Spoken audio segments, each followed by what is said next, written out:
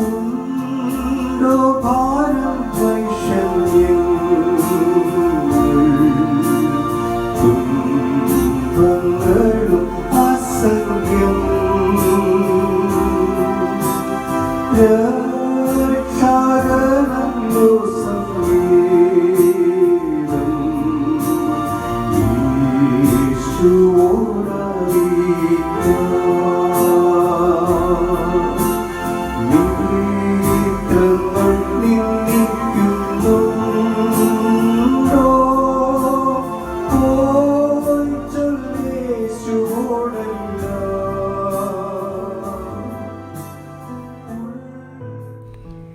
ദൈവനാമത്തിന് മഹത്വമുണ്ടാകട്ടെ.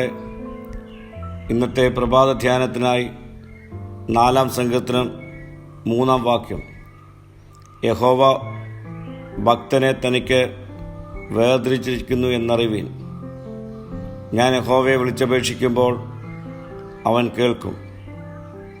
ദേവാലയത്തിലെ പാത്രങ്ങളും ഉപകരണങ്ങളും സാധാരണ ഉപയോഗത്തിൽ നിന്നും ദൈവത്തിൻ്റെ ഉപയോഗത്തിനായി മാറ്റിവെക്കുന്നത് പോലെ ദൈവം ചില ആളുകളെ തൻ്റെ പ്രത്യേക ശുശ്രൂഷയ്ക്കായി വേർതിരിച്ച് വിളിക്കുന്നു. ചില ബന്ധനങ്ങളും കാരാഗൃഹ അനുഭവങ്ങളും വേദനകളും അവരെ ജനസമൂഹത്തിൽ നിന്നും ലൗകിക ജീവിതത്തിൽ നിന്നും വേർതിരിക്കുന്ന വേലികളായി മാറ്റപ്പെടും. അവൻ നമ്മെ തിരഞ്ഞെടുത്ത് വേർതിരിച്ചതുകൊണ്ട് നമ്മുടെ അപേക്ഷ അവൻ കേൾക്കും. പ്രിയ സ്നേഹിതരെ, നാം ദൈവത്താൽ തിരഞ്ഞെടുക്കപ്പെട്ടവരാണെന്നുള്ള ബോധ്യതയോടെ പ്രതിസന്ധികളിലും പ്രതികൂലങ്ങളിലും